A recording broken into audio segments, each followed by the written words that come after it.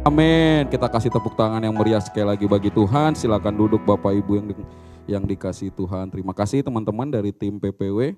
Wow, luar biasa, mantap. Oke, ya ini baru kali pertama ya saya diundang ada di sini dari Pastor Irwan dan istri ya. Padahal kita ini cukup dekat Bapak Ibu ya, kita ini tetangga ternyata ya.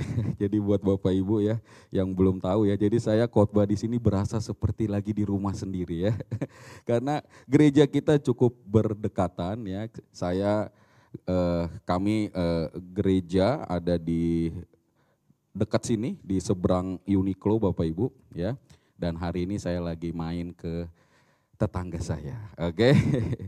Yang dan saya mengucap syukur pastinya ya buat kepercayaan yang Tuhan berikan ini. Nah mungkin untuk awal-awal saya akan berkenalan dulu Bapak Ibu ya, karena ini baru pertama kali ya saya diberikan kepercayaan ada di tempat sini. Saya dengan Pastor David Tambok ya, saya melayani di gereja GBI Mandiri di Harapan Indah dan juga membina komunitas anak-anak muda yang ada di sana dengan nama Youth Station. Dan selain itu Bapak Ibu ya, saya juga melayani di sosial media. Buat Bapak Ibu yang belum tahu ya, saya ada satu akun rohani yaitu namanya adalah @bagi_sateku ya, atau bagi saat teduhku ya. Kita di sana secara konsisten untuk membagikan renungan saat-saat teduh dan video-video kesaksian dan khotbah yang pastinya akan memberkati. Dan puji Tuhan sampai hari ini kita telah diikuti oleh kurang lebih 113.000 jiwa. Boleh kita kasih tepuk tangan untuk Tuhan. Ya, saya sudah menikah Bapak Ibu ya, ini istri saya yang ada di depan ya. Memang dari wajah kita kelihatan jauh ya, memang jauh kenyataannya. Ya, saya dan istri beda usia kurang lebih 11 tahun Bapak Ibu ya. Jadi di sini ada anak-anak muda yang jomblo. Ada? Boleh, nggak usah malu-malu, ada yang jomblo. Ya, buat yang jomblo, anak-anak muda sabar dulu ya. Jodohmu mungkin saat ini lagi menyelesaikan sekolahnya ya. Oke, sabar dulu ya anak-anak muda ya. Mungkin saat ini dia masih menyelesaikan SD, SMP, sabar dulu ya. Siapa tahu nanti ketika besar dia adalah jodohmu. Anak-anak muda katakan amin. Oh berat ya. Oke ya. Saya juga melayani di Sinode Pusat Bapak Ibu bersama juga dengan Pastor Randy, mungkin beliau juga pernah khotbah ada di tempat ini, Randy Chandra Dinata. Kita sama-sama melayani di Dewasa Muda Battle Indonesia di Geraha Battle Pengurus Pusat. Itu mungkin ya sedikit perkenalan singkat. Kita akan masuk dalam kebenaran firman Tuhan dengan tema adalah berartinya sebuah kepercayaan. Dan saya berikan judul khotbah saya hari ini adalah The Way to be Entrusted Person ya, yaitu jalan menjadi orang yang dipercayakan. Oke, next slide. Ya, ini tentu adalah pernyataan-pernyataan yang seringkali timbul ada di dalam pikiran kita sebagai orang percaya, ya kan? Saya sudah lama Pak melayani Tuhan. Tapi kenapa ya Tuhan belum menjawab doaku, ya kan? Terkadang juga timbul sebuah pertanyaan adalah, saya sudah rajin ke gereja, tapi kenapa hari ini keluargaku belum dipulihkan? Bahkan ada juga yang bertanya kepada Tuhan, saya sudah rajin baca Alkitab, kenapa ekonomiku belum dipulihkan? Ya, pertanyaan sederhana dari saya Bapak Ibu, apakah benar dengan cara-cara di atas kita bisa mendapatkan jawaban doa? Ya. Nah, ini mungkin jadi satu pertanyaan yang harus kita tanyakan ke dalam diri kita masing-masing. Apakah benar kita dengan istilahnya dalam tanda kutip ya, menyogok Tuhan dengan pelayanan, dengan kebaikan, dengan apapun itu bisa membeli jawaban doa? Ya. Nah itu mungkin jadi pertanyaan yang akan kita jawab. Next slide. Ya, saya percaya adalah ini Bapak Ibu. Jawaban doa sama dengan kepercayaan Tuhan. Boleh colek kanan kirinya, jawaban doa sama dengan kepercayaan Tuhan. Boleh? Ya. Ya. Saya percaya Bapak Ibu ya, ketika jawaban doa Tuhan berikan, artinya di situ ada kepercayaan Tuhan. Yang percaya katakan amin. Ya. Nah, ini jadi satu hal penting yang membuat kita masuk dalam sebuah pertanyaan, yaitu adalah ini. Sudahkah kita menjadi pribadi yang Tuhan percayakan? Ya. Jadi jawaban doa tidak tergantung dari segala kebaikan dan amal ibadah kita. Tapi jawaban doa adalah kepercayaan Tuhan. Dan ketika berbicara kepercayaan Tuhan, maka pertanyaan yang harusnya timbul adalah, sudahkah kita menjadi orang yang dipercayakan oleh Tuhan? Amin. Ya. Saya akan bagikan ada 2 langkah yang saya percaya akan memberkati kita ya, untuk menjadi jalan kita agar bisa dipercaya oleh Tuhan. Kita akan sama-sama belajar dari Nabi Nehemia. Next slide. Ya. Karena ini Nabi Nehemia ini cukup panjang Bapak Ibu ya, kurang lebih sampai Nehemia 8 gitu ya. Jadi kita kurang lebih sampai jam 1 siang Bapak Ibu, siap ya? Jangan. Oke, gak apa-apa, saya mendengar jeritan iman itu ya, tenang aja. Oke, kita akan masuk dalam kebenaran firman Tuhan ya, dari Nehemia 1 ayat 1 sampai yang keempat. Saya akan baca di ayat pertama, lalu saya minta tolong untuk Bapak Ibu bantu baca di ayat yang kedua dan seterusnya bergantian ya. Nehemia 1 ayat 1 sampai 4 sudah ada di layar juga. Ayat pertama, riwayat Nehemia bin Hakalia. Pada bulan Kislew tahun ke-20, ketika aku ada di Puri Susan,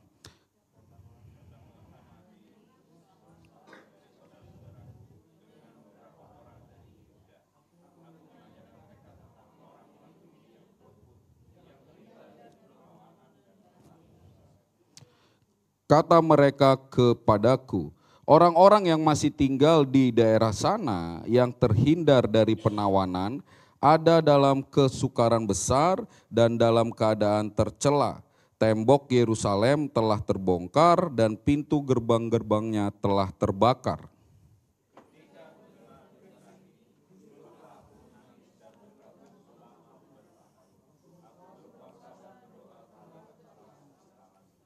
Amin. Ya. Saya akan berikan konteksnya dulu Bapak Ibu ya. Jadi ketika berbicara Nehemia, Nehemia adalah seorang budak Bapak Ibu ya. Seorang budak pada masa itu ya. Dan yang menarik ya, dia menjadi budak di sebuah kerajaan Persia. Dan kita bisa temukan ketika dia menjadi budak pada saat itu, dia mendapatkan sebuah kabar dari sahabatnya ya, tadi kita sama-sama baca di ayat kedua, yaitu Hanani ya. Dan Hanani menyampaikan bahwa berita yang sangat buruk, yaitu dia katakan bahwa orang-orang yang masih tinggal di daerah sana, itu ayat ketiga, yang terhindar dari penawanan ada dalam kesukaran besar dan dalam keadaan tercela. Tembok Yerusalem bahkan telah terbongkar dan pintu-pintu gerbangnya telah terbakar ya. Ini masalahnya, problemnya ya. Dan yang menarik ya, yang Nehemia lakukan, dia tidak langsung mencari jalan keluar, way out, dia tidak langsung cari jalan pintas, dia tidak langsung cari alternatif langkah yang dia harus lakukan.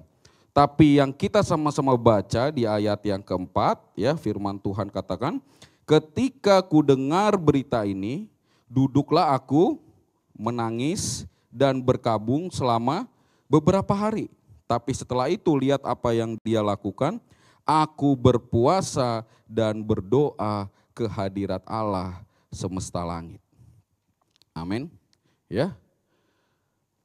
Nanti untuk isi doanya Bapak Ibu boleh baca sendiri, ini punya satu segmen khotbah sendiri ya. tapi kita akan bahas dari apa yang dia lakukan. Oke.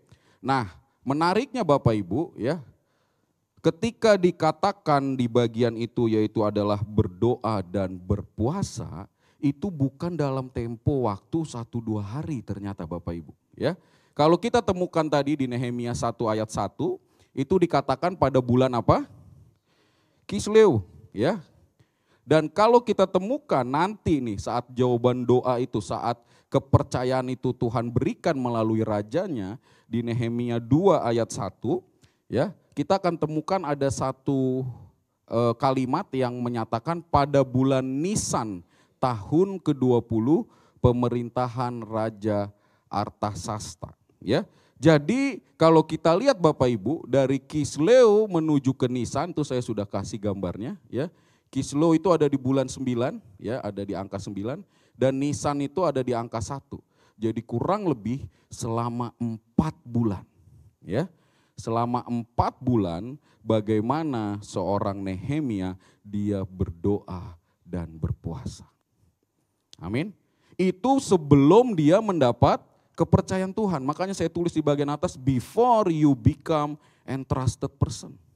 Sebelum dia mendapat kepercayaan Tuhan, yang dia lakukan berdoa dan berpuasa dengan sungguh-sungguh. Sampai berkabung, sampai menangis, dia berdoa dan berpuasa dengan seluruh kesungguhan hatinya. Untuk bangsanya. Ya. Dan yang menarik bukan hanya sungguh-sungguh, tapi dia apa? Konsisten. 4 bulan dia konsisten mengerjakan itu. Ya. Makanya saya kasih poin pada bagian yang pertama Bapak Ibu, sebelum engkau dipercayakan Tuhan, pastikan engkau sudah mendoakan dengan sungguh-sungguh dan konsisten. Ya. Lalu apa? Kalau kita temukan tadi di Nehemia 1 ayat ke-11 ya, di situ ada salah satu isi doa dari Nehemia, saya ambil dari versi TSI ya, kita boleh baca sama-sama, ada di layar. 3-2 ya. Ya Tuhan, maka dengarkanlah doa hamba-Mu ini, juga doa hamba-hamba-Mu yang lain yang selalu ingin menghormati Engkau. Berikanlah aku keberanian sewaktu meminta bantuan kepada Raja. Lembutkanlah hatinya agar dia bersikap baik kepadaku. Pada masa itu jabatan saya adalah juru minuman raja. Ya, ada juga di versi TB ya, yang ada di Alkitab Bapak Ibu ya. Cuman saya takut jadi kurang paham, jadi saya coba kasih yang versi yang lebih mudah untuk dipahami Bapak Ibu ya. Nah, jadi pada bagian ini bagaimana seorang Nehemia ya, dia punya satu permintaan ya. Dan permintaannya adalah jelas tadi kita baca, supaya diberikan keberanian sewaktu meminta bantuan kepada raja. Dan yang kedua, untuk melembutkan hatinya raja agar dia bersikap baik. Ya. Tentu kalau kita baca di atas-atasnya ya pasti permintaan utamanya adalah untuk menolong bangsanya. Itu udah pasti ya, karena memang permasalahannya dari awal itu ya. Dan menarik Bapak Ibu, dibilang di bagian akhir, pada masa itu jabatan saya adalah apa? Juru minuman raja ya. Jadi artinya sambil dia berdoa dengan sungguh-sungguh dan konsisten ya, dia juga tetap lakukan yang terbaik. Walaupun dalam musim yang buruk. Karena posisi dia adalah apa? Seorang budak. Makanya dia dipercayakan raja jadi juru minuman raja. Tapi tetap status dia adalah budak. Ya. Nah, ini yang menarik, bagaimana dengan kondisi yang seperti itu, tapi yang namanya Nehemia, dia belajar untuk tetap lakukan yang terbaik. Ya. Nah, ini mungkin jadi hal yang sama. Ya. Nehemia kalau kita baca tadi dari Nehemia 1 ayat 11 ya, dia mendoakan dengan sungguh-sungguh dan konsisten, tapi dengan arahan doa juga yang isinya jelas Bapak Ibu. Ya, bukan sekedar kasih tema aja untuk Tuhan. Ya, kebanyakan kita sebagai orang percaya, kita seringnya kasih tema untuk Tuhan. Tuhan, saya pokoknya ingin berhasil gitu. Ya, saya ingin sukses. Ya, berhasil yang seperti apa? Sukses yang seperti apa? Banyak loh. Ya, orang bisa mengajar dengan bagus, berhasil dia. Ya, orang bisa usahanya bisa berkembang dengan baik, berhasil. Ya, karena itu kita harus memberikan arah yang jelas. Doa itu isinya harus jelas. Makanya tadi saya bilang harus bahas satu segmen sendiri ketika membicarakan doa Nehemia. Karena Nehemia memberikan sebuah arahan yang jelas di dalam doanya. Dia ingin apa? Tadi ya, yang pertama berikanlah aku keberanian, yang kedua lembutkanlah hatinya raja. Ya, dan yang utama tadi adalah untuk menolong bangsanya. Ya, dia kasih tuh arahan yang jelas. Dan dia doakan dengan konsisten dan sungguh-sungguh. Sambil tetap kerjakan yang terbaik dalam posisi apapun dia hari itu. Ya, itulah yang dia lakukan sebelum mendapat kepercayaan. Ya, pertanyaannya bagaimana dengan kita? Ya kan? Jangan-jangan kita hari ini ya baru jalan 1 minggu berdoa sudah malas. Ya kan? Arahannya juga dalam doa tidak jelas. Ya. Makanya saya percaya ya satu quote yang sangat bagus, next slide. Ya. Yaitu adalah ini. Arah kita mau kemana Bapak Ibu itu jauh lebih penting daripada kecepatan kita menuju ke sana. Amin. Saya ulangi sekali lagi. Arah kita mau kemana itu jauh lebih penting daripada kecepatan kita menuju ke sana. Ya, seringkali ya kita sebagai orang percaya ya mudah terpengaruh dengan apa yang ada di sosmed, ya kan? Sosmed mengajarkan kita bagaimana meraih 100 juta pertama, ya kan? 1 miliar pertama. Jadi orang berhasil di umur 20-an. Rasanya semua kita di drive biar bisa cepat. Tapi mereka lupa mengajarkan harus punya arah yang jelas. Amin. Ya. Percuma kita cepat, lari kita kencang tapi kita nyasar. Percuma kan?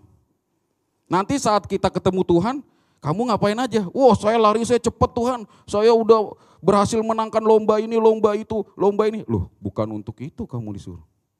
Ya. Jadi arahnya juga harus jelas Bapak Ibu. Tapi kalau yang namanya arah kita jelas, tujuannya jelas, percaya atau tidak, cepat atau lambat, kita pasti tiba ada di situ. Katakan amin. Ya. Mungkin kita bakal sedikit lebih lama dari yang lain, tapi kita tahu arah kita jelas. Dan kita doakan dengan sungguh-sungguh, konsisten, dan kita sambil tetap lakukan yang terbaik dalam status kita hari itu. Percayalah, cepat atau lambat, kamu akan segera tiba pada arah yang sudah engkau tentukan. Amin. Ya. Nah, seringkali orang hari-hari ini lebih peduli dengan kecepatannya. Ya. Wah, saya pengen segera punya cabang 1, cabang 2, cabang 3 gitu kan.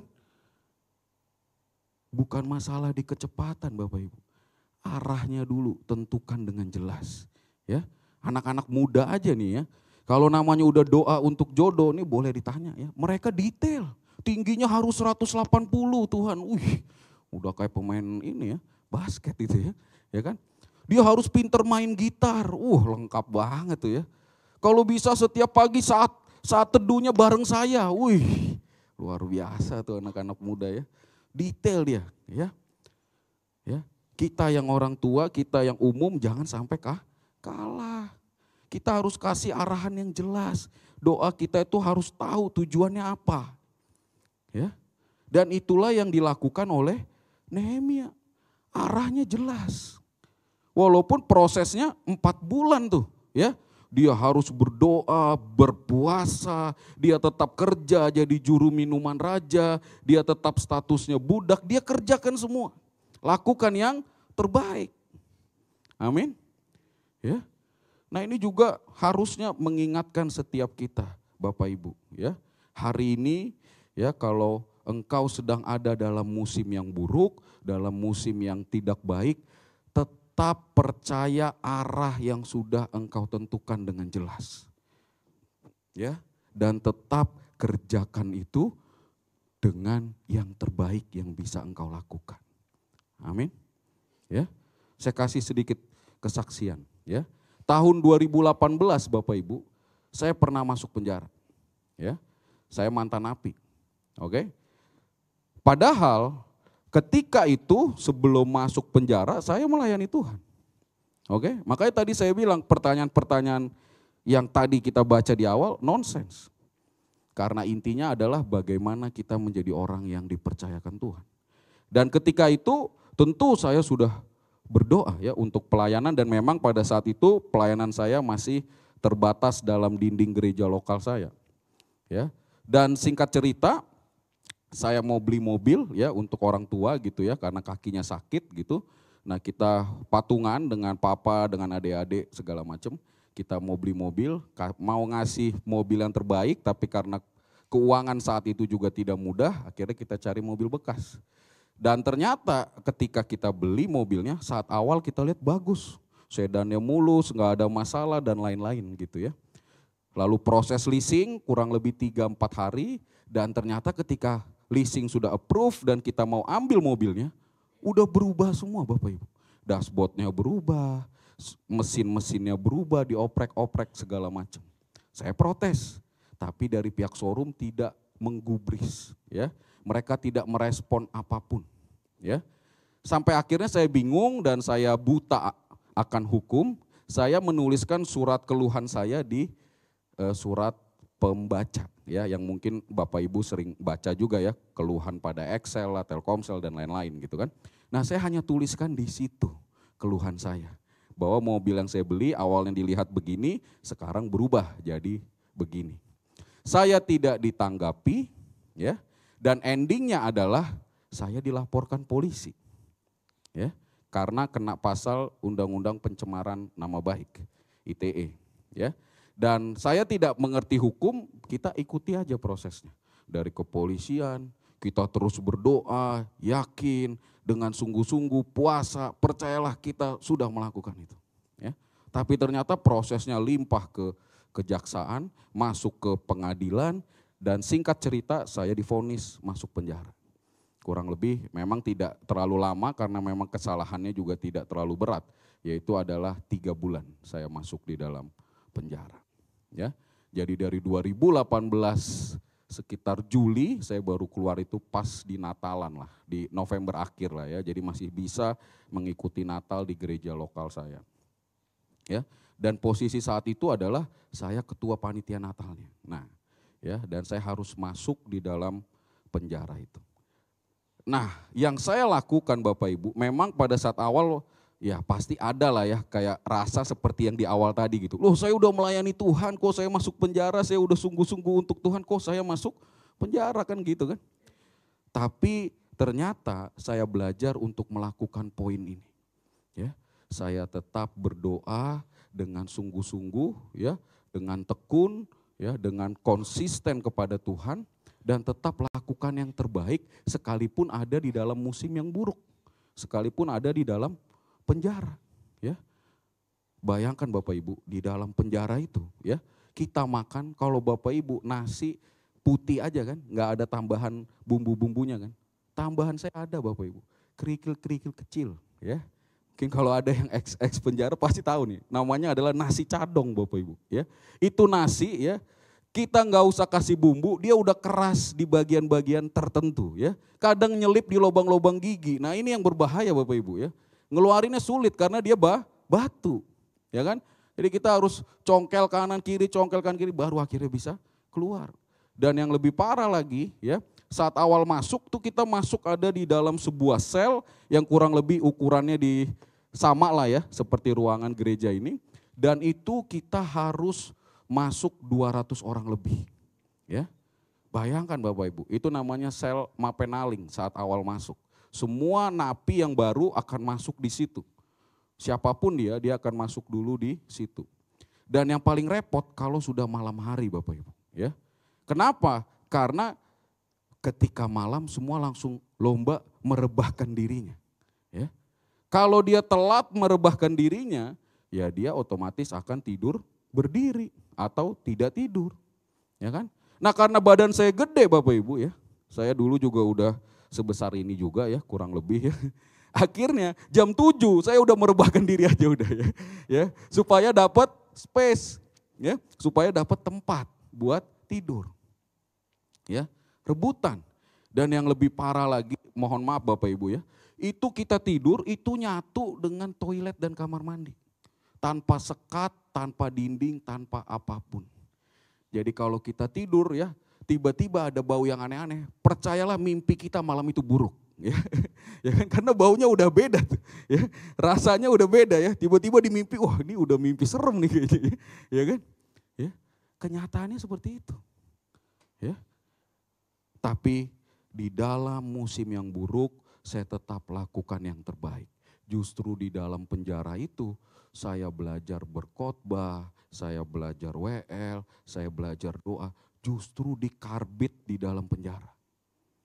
Ya, karena kita setiap hari Senin sampai Senin itu ada ibadah 2 kali dalam sehari. Dan seringkali gereja dari luar tuh batal gitu ya. Kadang ada yang datang, kadang juga bawa pengurusnya buat isi, kadang juga tidak ada. Jadi kita yang selalu standby. Ya kan? Atau memang tidak ada yang datang. Jadi dari pengurus di dalam lah, di dalam gereja lokal atau di dalam gereja penjara itulah yang mengerjakannya. Di dalam situ saya belajar. Baru akhirnya keluar, saya punya kerinduan buat menjangkau jiwa-jiwa karena di dalam saya ketemu dengan berbagai macam orang. Dari penjahat, dari koruptor juga ada di situ, dari orang baik yang disalahkan juga banyak ada di situ, ya kan? Dari berbagai agama, ya. Dan bagaimana ketika kita ceritakan Kristus, banyak orang merespon dengan sangat luar biasa. Ada yang nangis, meneteskan air mata, ada yang terima Tuhan dan sebagainya. Justru ketika di dalam. Ya. Makanya ketika keluar timbul semangat yang luar biasa untuk menjangkau jiwa-jiwa. Tapi saya takut kena lagi undang-undang ITE. Ya kan? Kalau saya door to door, saya katakan Yesus juru selamat, nanti dia lapor saya lagi. Nah saya takut juga kan. Akhirnya yang saya lakukan adalah muncullah akun rohani itu, @bagi-sateku. Awalnya dari situ Bapak Ibu. Punya kerinduan untuk menjangkau jiwa-jiwa. Dan gak ada yang disangka, gak ada yang duga dari akun itu Tuhan bawa untuk terus melayani Tuhan sampai hari ini. Ya, itu 2018, ini udah 2024. Ya, kita tidak tahu bagaimana jalannya Tuhan. Tapi yang jelas ketika kita tahu arahnya, kita mau sungguh-sungguh melayani Tuhan, apapun musimnya, ya biarlah kita tidak usah peduli dengan kecepatannya, mau cepat ataupun lambat, belajarlah kita terus berjalan, doakan dengan sungguh-sungguh, konsisten, tetap lakukan yang terbaik dalam musim apapun di hidupmu. Dan percayalah suatu saat cepat atau lambat kita akan tiba ada di arah yang sudah kita tentukan dengan jelas. Katakan amin. Ya, next slide. Ya. Ini mungkin jadi pengingat setiap kita, Bapak Ibu ya. Justru Bapak Ibu, yang namanya orang yang dipercaya itu dalam musim hidup yang buruk, ia akan tetap konsisten menabur yang terbaik. Amin. Ya. Ketika kita mengatakan diri kita adalah orang yang dipercaya dalam musim yang paling buruk sekalipun, belajarlah tetap menjadi orang yang dipercaya, tetap tabur yang terbaik. Kalau kita tahu diri kita adalah orang yang dipercaya oleh Tuhan, jangan nanti ketika musim hidup buruk, kelakuan kita berubah. Ya kan? Kita mulai menyalahkan Tuhan, meninggalkan Tuhan, lari dari pelayanan, lari dari gereja. Come on. Ya. Justru dalam musim hidup yang buruk, disitulah ujian terbesar apakah engkau orang yang dipercaya atau tidak. Ya, ketika kita mengatakan saya adalah orang yang dipercaya, maka tetap konsisten menabur yang terbaik. Baik lewat doamu, baik lewat kelakuan hidupmu, baik lewat tindakanmu.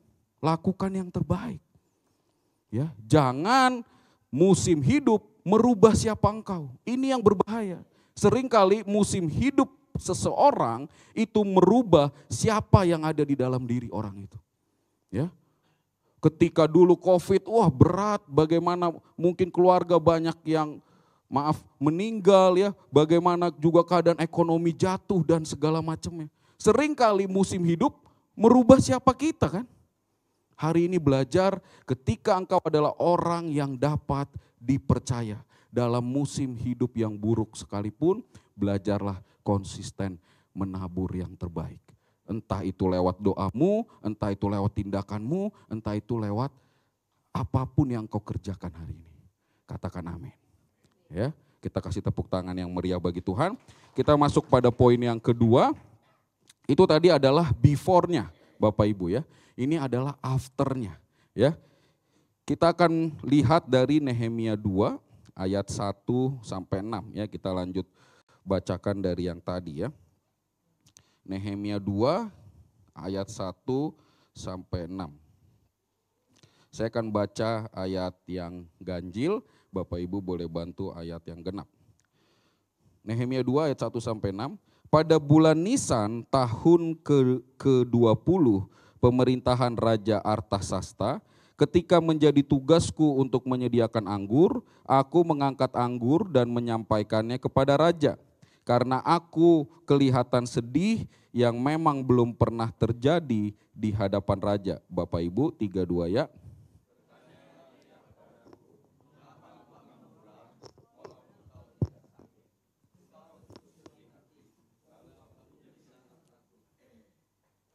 Jawabku kepada raja, hiduplah raja untuk selamanya. Bagaimana mukaku tidak akan muram kalau kota tempat pekuburan nenek moyangku telah menjadi reruntuhan dan pintu-pintu gerbangnya habis dimakan api.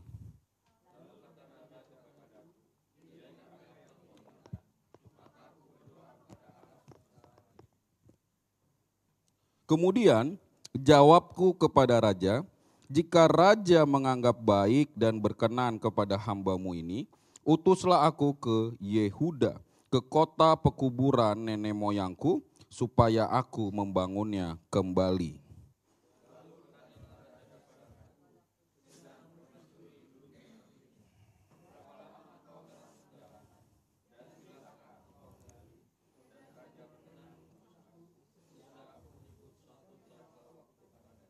Amin. Ya. Nah ini setelah 4 bulan kemudian Bapak Ibu, dari dia belum dipercaya ya, dari dia belum mendapatkan jawaban doanya. 4 bulan kemudian yaitu pada bulan Nisan, ketika dia sedang bekerja seperti biasa, menyediakan anggur, mengangkat anggur, menyampaikan kepada raja seperti yang biasa dia lakukan. Pada momen itu dia kelihatan sedih dan ada satu statement yang penting Bapak Ibu, yaitu dikatakan yang memang belum pernah terjadi di hadapan raja. Ya. Artinya Bapak Ibu, bukan hanya dia yang belum pernah kelihatan sedih, seluruh budak, seluruh pelayan pun tidak ada yang berani kelihatan sedih di hadapan raja. Ya. Tapi hari itu dia kelihatan sedih. Makanya tidak heran responnya di ayat 2, bertanyalah raja itu kepadaku, mengapa mukamu muram walaupun engkau tidak sakit? Engkau tentu sedih hati. Lihat respon dari Nehemia. Lalu aku menjadi sangat takut. Ya, karena tidak pernah ada yang menunjukkan muka sedih. Baik di dalam dirinya sendiri maupun pelayan lainnya. Gak ada yang berani. Makanya ketika raja mulai bertanya, dia menjadi sangat takut. Ya, tapi inilah yang dia doakan 4 bulan lalu. Ya. Jadi jangan Bapak Ibu pikir ketika menerima jawaban doa, oh enak-enak aja. Ya. Percayalah ketika kita doa biar usaha kita berhasil misalkan, ya, yang Tuhan berikan apa? Ya tantangan. Ya kan? Justru yang Tuhan berikan adalah masalah untuk kita bisa menuju keberhasilan itu. Nah ini hal yang sama ketika dia minta biar raja itu Tuhan ketuk pintu hatinya untuk menolong dia, ya tiba-tiba raja nanya, kenapa mukamu sedih? Wah, dia jadi sangat takut Bapak Ibu. Ya. Bahkan setelah dia takut, dia jawab kepada raja karena dia tahu ini adalah doa dia selama ini, arah yang jelas yang dia sudah tentukan. Dia katakan, hiduplah raja untuk selamanya. Bagaimana mukaku tidak akan muram kalau kota tempat pekuburan nenek moyangku telah menjadi reruntuhan dan pintu-pintu gerbangnya habis dimakan api. Nah ini yang menarik Bapak Ibu. Lalu kata raja kepadaku, jadi apa yang kau inginkan? Ya, sebelum dia jawab, dia berdoa dulu. Ya, maka aku berdoa kepada Allah semesta langit. Deg-degan dia Bapak Ibu, deg-degan. Takutnya ini raja kalau lagi senewan, penggal dia, bisa aja kan? Dia raja, yang namanya budak dan yang namanya orang yang sudah beli budak, hak hidup budak itu udah gak ada. Seluruh hak hidupnya ada di tangan yang beli. Ya, karena itu dia menjadi sangat takut ketika raja mulai mempertanyakan.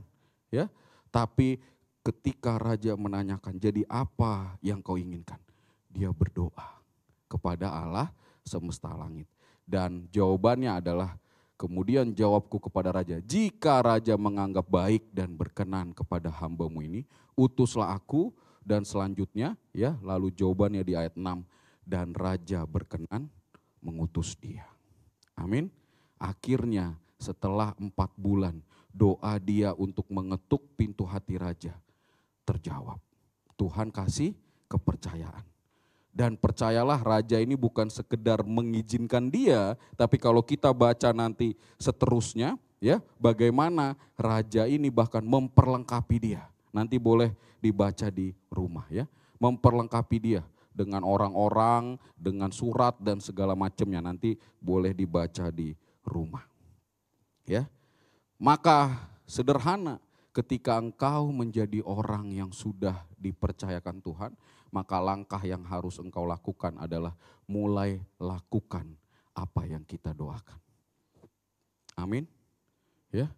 Jangan hanya pintar berdoa, ya, next slide, ya. Jangan hanya kita pintar berdoa, ya, biasanya orang Kristen seperti itu, tapi tidak jago bertindak atau tidak mampu atau tidak mau bahkan melakukan apa yang didoakan.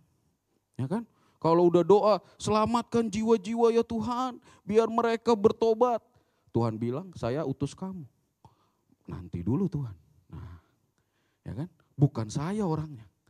Ya kan? Ya. Sama seperti saya ketika itu, ya. Saya ingin Tuhan agar bawa lebih lagi hidup saya untuk melayani Tuhan. Ya kan? Taunya dibawa masuk ke dalam penjara. Ya kan? Terus saya mau bilang, nanti dulu Tuhan. Ya. Makanya saya sudah katakan, ya, ketika kita berdoa, maka kita ada konsekuensi logis yang harus kita lakukan, yaitu adalah lakukan juga yang kita doakan. Jangan jadi orang Kristen yang hanya pintar berdoa, puitis, bagus kata-katanya, ya, tapi lemah dalam tindakan. Bahkan tidak mampu melakukan yang didoakan. Nah ini berbahaya. Ya. Lantas bagaimana Pak caranya ya biar apa yang kita doakan bisa kita lakukan juga. Ya. Bagaimana caranya? Sebelum next slide, oh sudah dikeluarkan ya. Tapi tidak apa-apa, keluarkan aja ya. Saya boleh minta tolong itu meterannya, sorry. Thank you ya. Ya, saya di sini bawa meteran Bapak Ibu ya. Kasih ilustrasi singkat, ringan ya.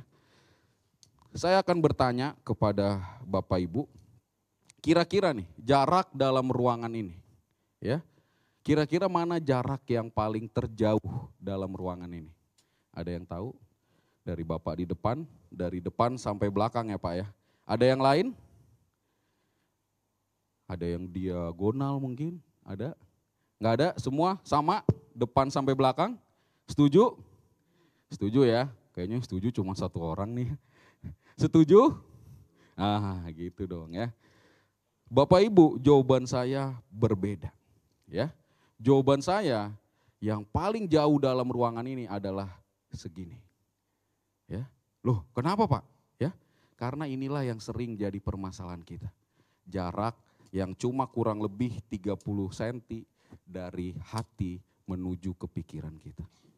Ya, seringkali itu jadi masalah Bapak Ibu. Ya, jaraknya pendek, tapi seringkali dari hati menuju pikiran itu problem. Ya, seringkali kita sebagai orang percaya kita imani apa yang kita percaya, ya kan? Oh, Tuhan pasti menolong saya, Tuhan pasti akan melakukan hal-hal yang ajaib dalam hidup saya. Tapi ketika nyampe di pikiran, gimana caranya ya? Ah, nggak mungkin deh. Saya aja kerja aja sulit. Gimana Tuhan akan memberkati saya? Nggak mungkin. Ya kan? Jaraknya cuma 30 cm Bapak Ibu. Ya. Atau sebaliknya. Ya. Pikiran kita tahu persis siapa Tuhan. Oh, dia Allah yang dahsyat, dia Allah yang baik. Ya kan? Kita mengenal sifat-sifatnya, kita tahu semua sifat-sifatnya Tuhan. Nyampe di hati. Pernah benar-benar mengenal Tuhan? Ya kan? Apakah kita sungguh-sungguh membangun hubungan kita dengan Tuhan? Ya kan? Atau jangan-jangan mentok di pikiran, nyampe di hati, mungkin gak sih Tuhan begitu? Ya, sering kali Bapak Ibu, dua ini nih suka bertentangan, hati dan pikiran. Ya, saya kasih sedikit kesaksian. Saya dan istri Bapak Ibu ya, ini usahanya istri ya, 2 tahun lalu dia pernah buka usaha online store ya. Jadi kita jualan karena sekarang lagi heboh ya di anak-anak muda kan, live shopping dan segala macam. Dan dia coba jualan di 2 tahun lalu.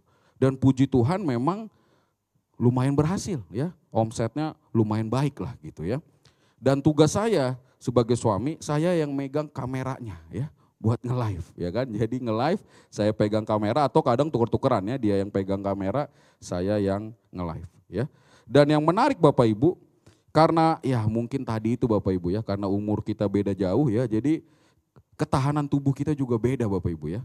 Jadi ketika saya megangin kamera terus menerus, ternyata tangan saya jadi sakit. Ya kan? Sampai susah digerakkan waktu itu ya. Akhirnya kita bawa ke klinik ya, udah dikasih obat tetap belum sembuh. Akhirnya ke RSEK tuh, kita pergi ke EK ya. Dan sempat dari dokter bilang harus di ronsen dulu, tapi dia tetap kasih obat dulu dengan dosis yang lebih tinggi. Puji Tuhan dengan obat itu bisa membaik, tapi memang belum sempurna ya, karena kalau ditutup dia akan berasa sedikit masih ada nyeri-nyerinya gitu ya. Dan karena hal itu online store kami tutup selama 2 tahun. Akhirnya setelah 2 tahun jalan gitu ya, lalu saya dan istri mulai punya pemikiran lagi, apa kita buka ya? Lalu kita bawa dalam doa kita kan, oh Tuhan pasti menolong, Tuhan akan buat toko ini kembali rame, segala macam gitu kan. Tapi nyampe di pikiran, mungkin gak ya? Udah 2 tahun loh tutupnya. Masih ada gak nih customernya? Masih ada yang mau beli gak? Masih ada yang kenal gak nih toko? Ya kan? Akhirnya sampai 2 tahun kita gak bergerak apa-apa. Bayangkan, cuma jarak dari sini nyampe sini. 2 tahun perjalanannya Bapak Ibu, kita gak gerak apa-apa. Baru akhirnya kita mengerti kebenaran firman, kita mulai tentukan arahnya dengan jelas. Kita berdoa, kita tentukan arahnya dengan jelas. Tuhan, biar Tuhan berkati toko ini ya, biar ada pelanggan ya, dan tujuannya adalah biar stok-stok yang lama bisa mulai keluar. Arahannya jelas. Dan kita mulai melangkah ya, pikiran kita juga sinkron, kita melangkah dan puji Tuhan. Mulai berjualan dan ternyata apa yang kita doakan, stok-stok itu mulai keluar. Yang tadinya banyak banget stoknya, sisaan dari 2 tahun lalu mulai keluar. Sampai sekarang tinggal mungkin hanya 1/4-nya lagi. Ya. Itulah yang sering terjadi. Ya. Jarak paling jauh justru adalah yang paling dekat ini Bapak Ibu. Ya. Makanya untuk kita mau melakukan apa yang kita doakan, yang pertama kali kita harus lakukan, sinkronkan dulu hati dan pikiranmu. Seringkali hatimu yes percaya tapi pikiranmu mempertanyakan, mungkin gak ya? Atau pikiranmu mengenal Tuhan, tahu tentang Tuhan ya, tapi hatimu tidak mengenali Dia dengan baik. Ya, ini problemnya. Hari ini langkah pertama yang bisa kita lakukan sebelum mulai ke langkah-langkah selanjutnya, sinkronkan hati dan pikiran kita. Ya, bayangkan saya butuh 2 tahun untuk menyinkronkan itu. Sampai kita mulai buka toko lagi. Ya, saya kasih tahu Bapak Ibu rahasianya hari ini. Jangan sampai ada 2 tahun lagi berikutnya. Amin. Ya, jangan sampai ada yang menunggu sampai 5 tahun bahkan 7 tahun.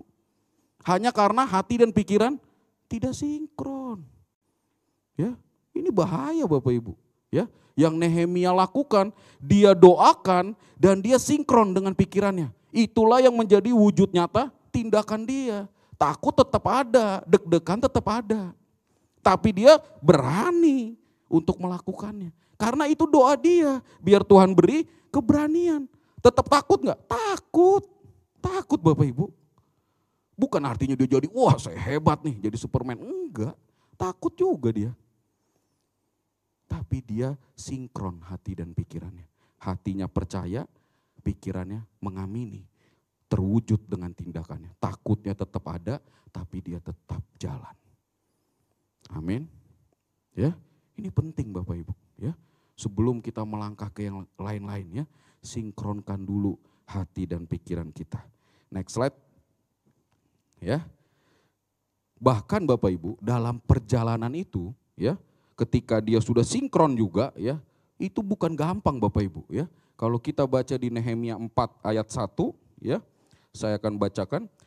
Ketika Sanbalat mendengar bahwa kami sedang membangun kembali tembok, bangkitlah amarahnya dan ia sangat sakit hati.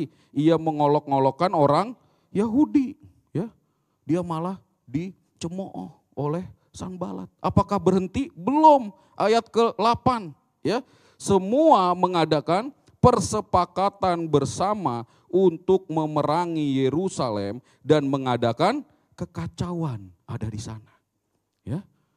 Hati dan pikiran udah sinkron. Apakah masalah jadi hilang? Enggak, masalah makin besar.